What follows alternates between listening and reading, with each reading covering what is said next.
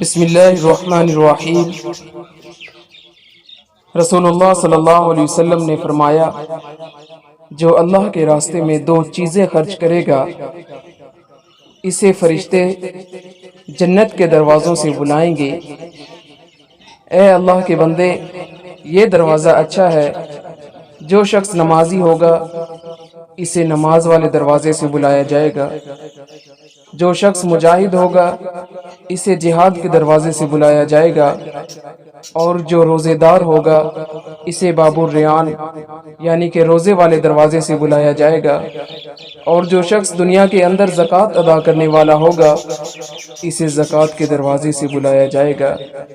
اس پر حضرت ابوبکر صدیق رضی اللہ تعالی عنہ نے فرمایا، میرے ماں باپ آپ صلی اللہ علیہ وسلم پر فدا ہوں۔